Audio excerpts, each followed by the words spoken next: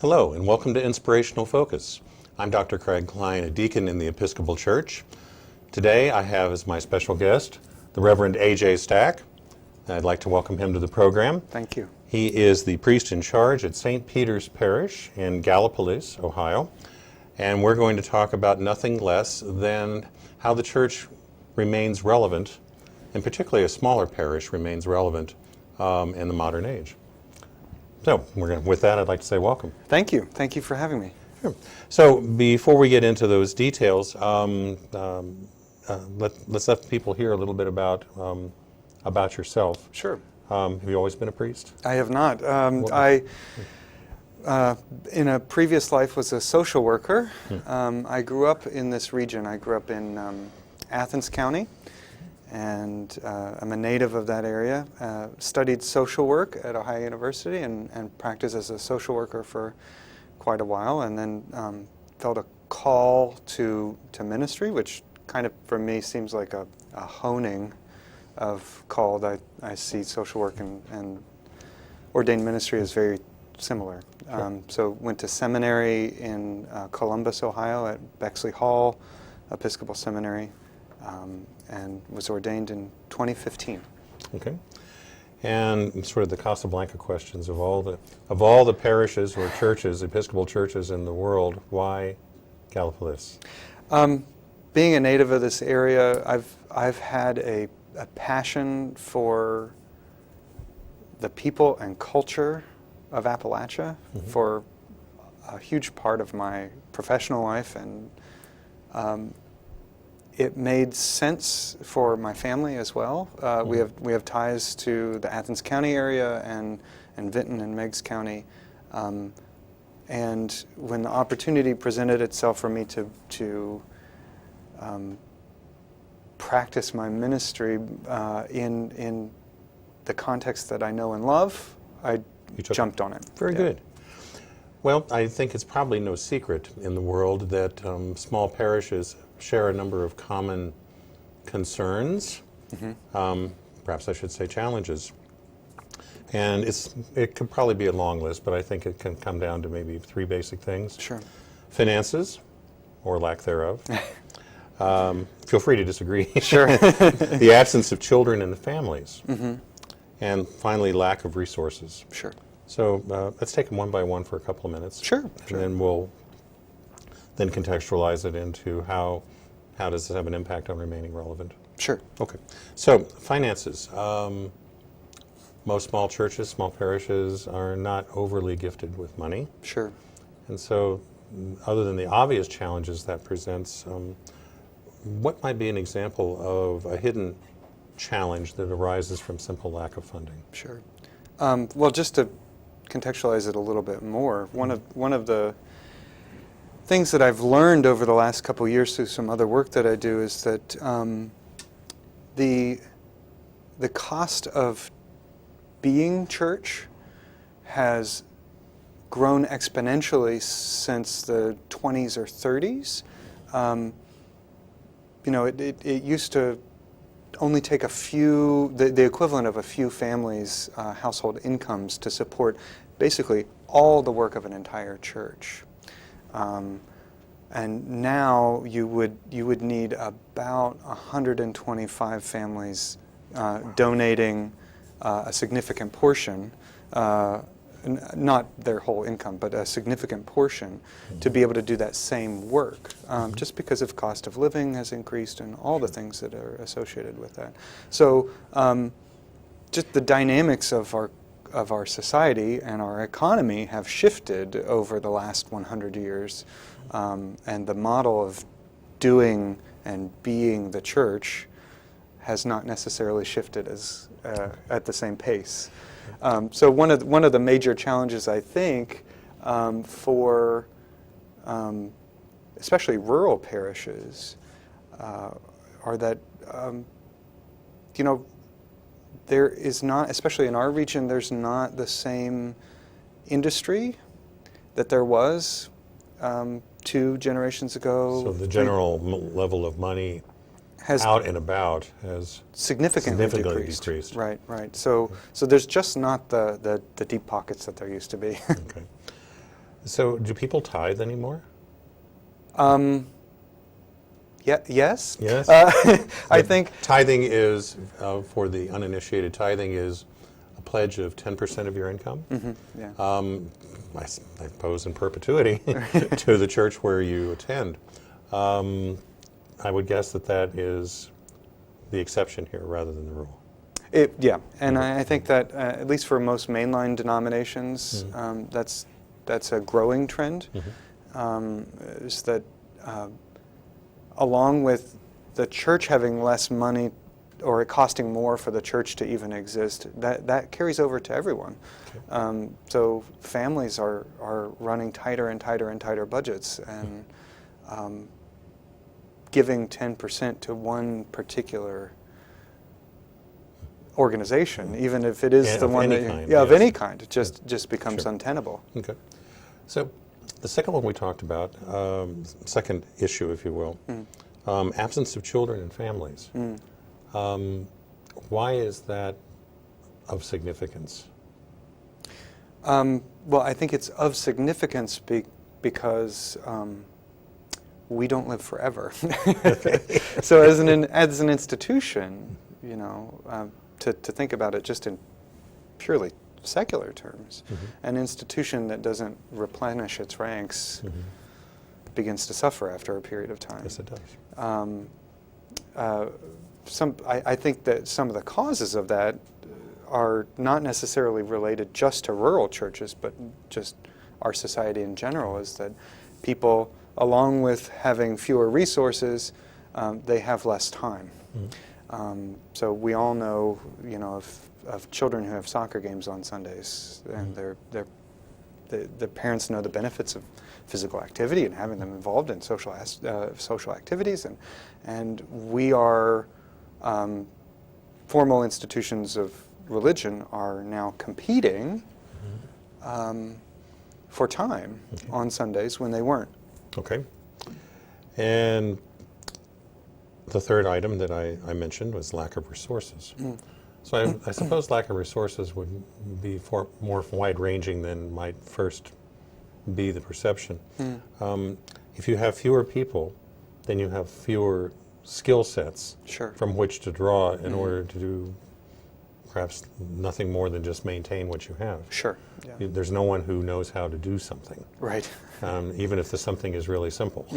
Right. And so so again, you're expending the precious financial resources that you have to do things like fix a leaky faucet. Right. Right. Because no one there knows how to do that. Right. A generation ago, there were enough people in the congregation that you were almost guaranteed that somebody would know how to put a new washer in a faucet. Yes. And that may just not be the case anymore. It may not be.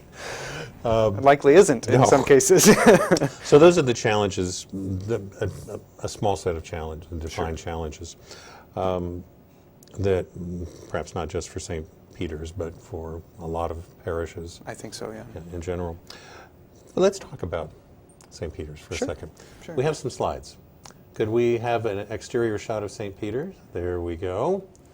Okay. What is that? There's a better one. Yeah. Yeah. Okay. What am I looking at here? You're looking at St. Peter's from 2nd Avenue in Gallipolis.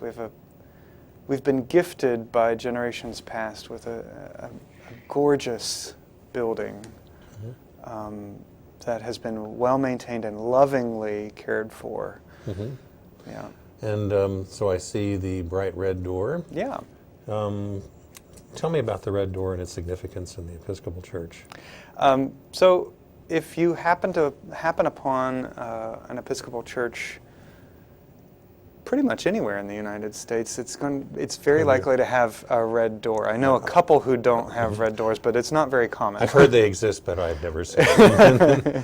They're not in the promotional materials. So. It's become somewhat of a signature for the Episcopal Church, and for us it represents welcome and safe harbor, and a place where no matter who you are, where you are on your walk, toward or away from God, you're going to find a place where you are welcomed, and your whole person is welcomed.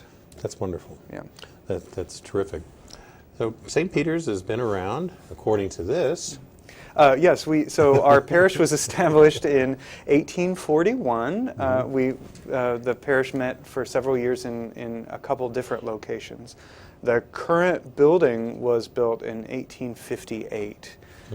So a few years ago, we celebrated our 175th anniversary as a parish, and we welcomed our bishop for a celebratory worship service and big luncheon, and we invited a bunch of people back for that. Well, good. Yeah. Are there any other Episcopal churches in this region? We are the only Episcopal church in Gallia County. There are several Episcopal churches. Well, there's one right across the river in Point Pleasant, West Virginia. Okay. Upriver in Pomeroy, and then downriver, the next closest is Ironton. And then traveling toward Columbus would be Chillicothe, I think, would be the next closest. Or MacArthur has a very small church, too. Very small. Yeah, very, very small. Very, very small. So there are others. Do you find that people, given the distances that people in more rural areas tend to drive anyway, do you find that there, how do I say this, church hopping occurs? Parish hopping?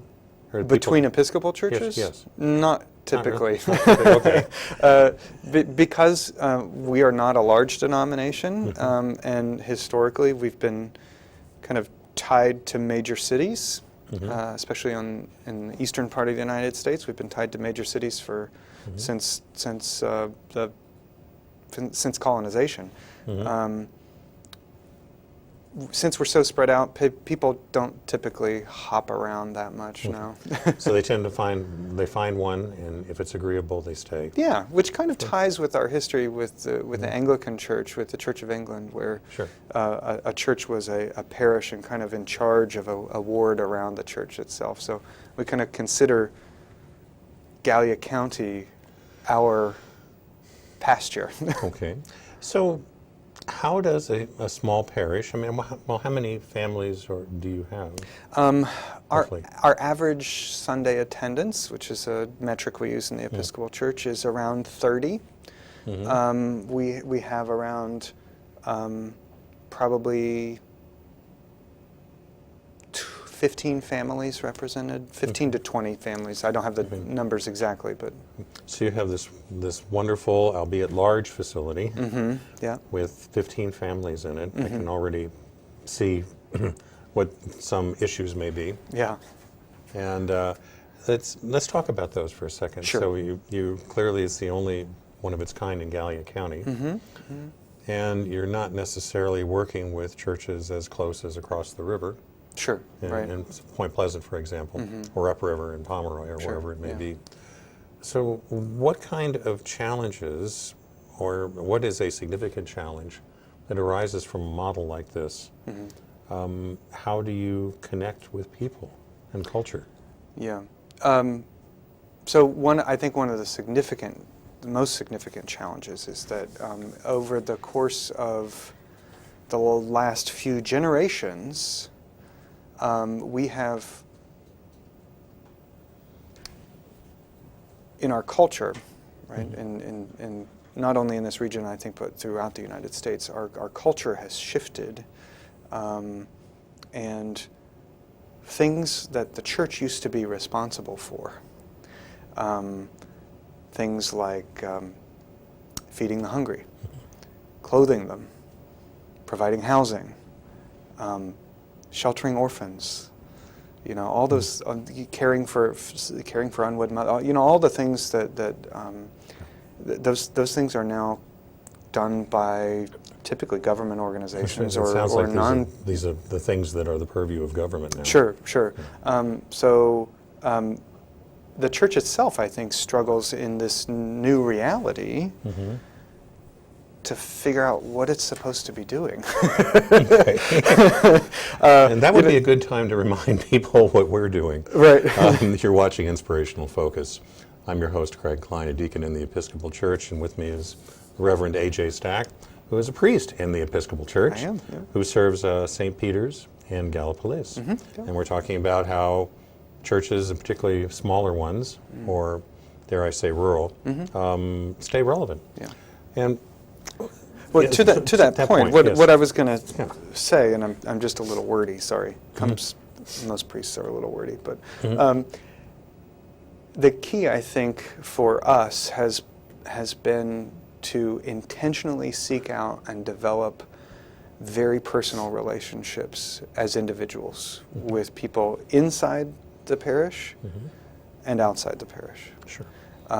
So to own our responsibility to know our neighbors and to know and love them, and just to go seek them out, and not for any ulterior motive to get their butt in the pew and to get them to fill out a pledge card.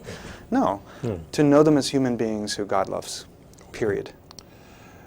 There are practices that are observed in the Episcopal Church that may or may not resonate with people in other denominations. Sure. And for example, priests are allowed to marry. Sure. Yeah. And can women be priests? The answer is yes. Absolutely. Absolutely. Yeah, yeah. We have a structure that has bishops over a number of parishes. Sure. Yeah. If not an entire region or state in some Sure. cases. Do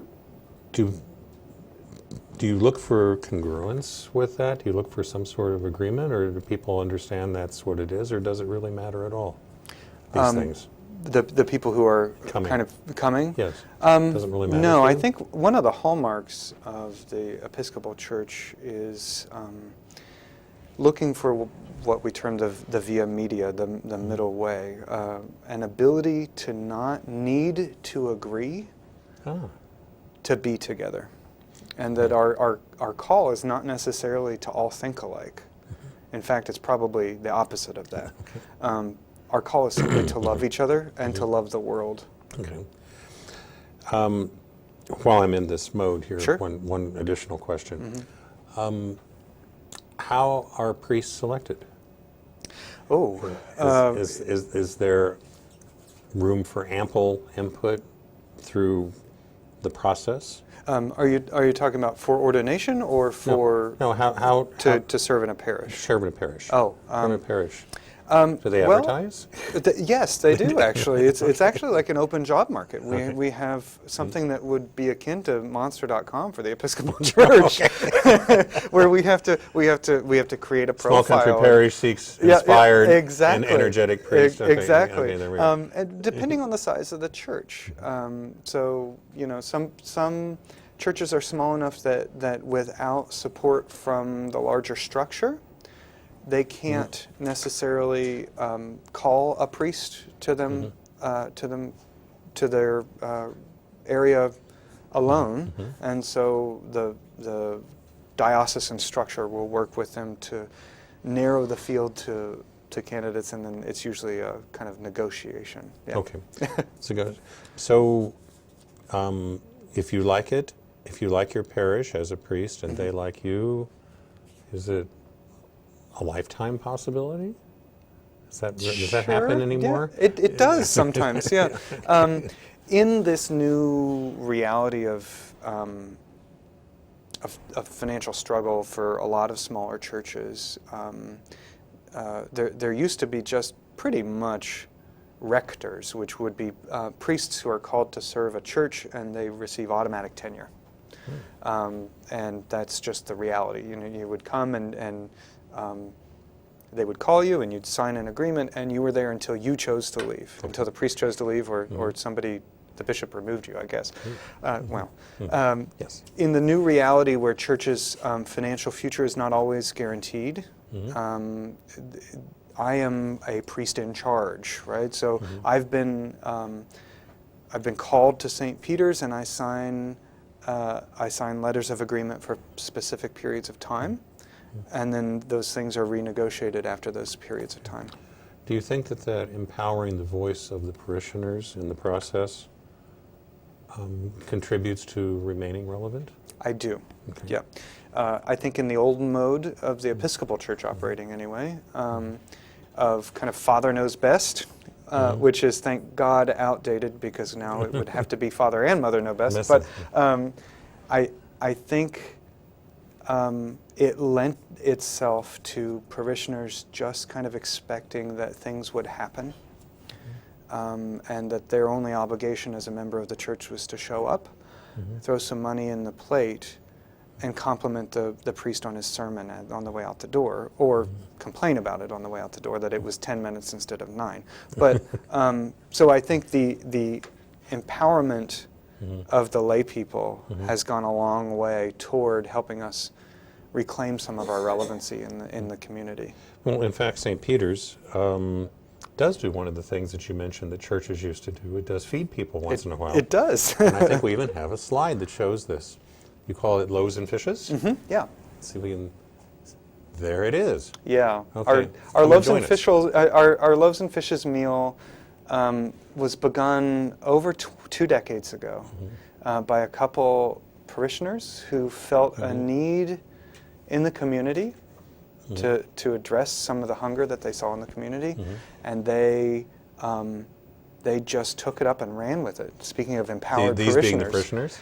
Well, these are some of the inheritors of that ministry. But yes, and actually, this is a multi-church ministry. Only 4 of those.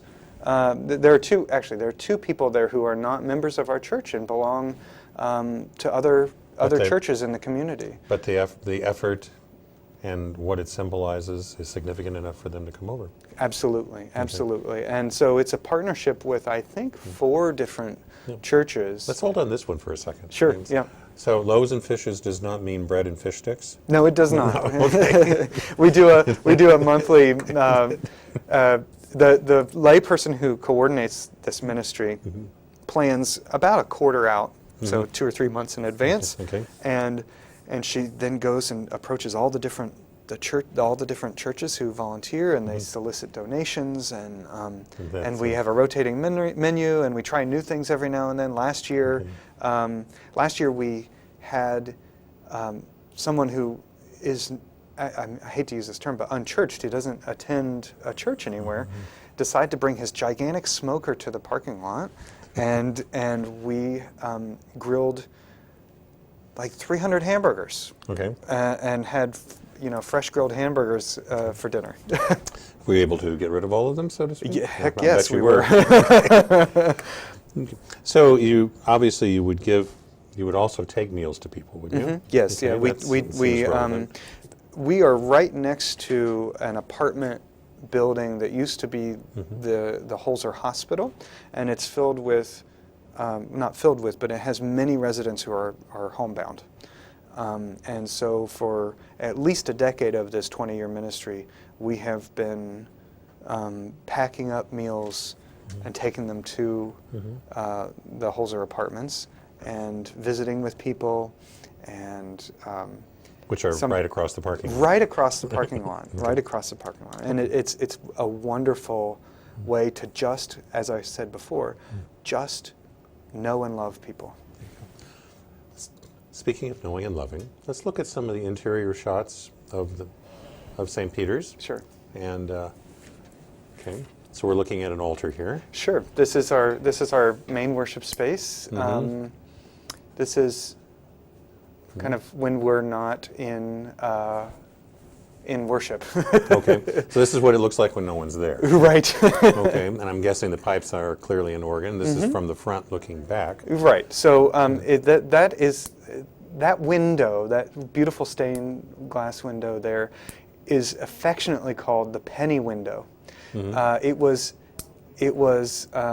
installed after the nursery school in the early 20th century raised money for it by collecting pennies from their family members. There you go. Oh. And right below that is our baptismal font, Sure.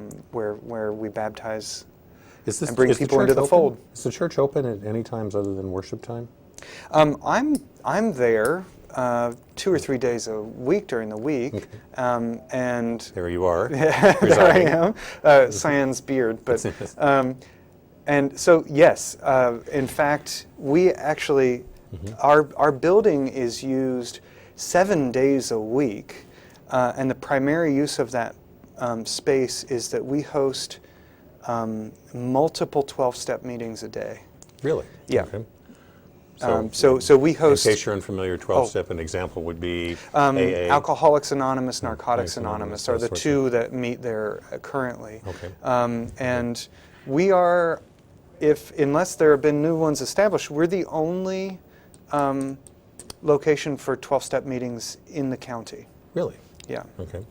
So, a way to remain relevant. Yes, Certainly. Absolutely, especially with the drug epidemic the way it is right now in our community. I want to, speaking of community, one more slide, I believe. Well, we have this, and I actually probably one after this. This would be found outside. Sure. We have And this is referred to as This is a columbarium. This cross is made up of individual niches that the cremated remains of parishioners or beloved family members can be interred, so that the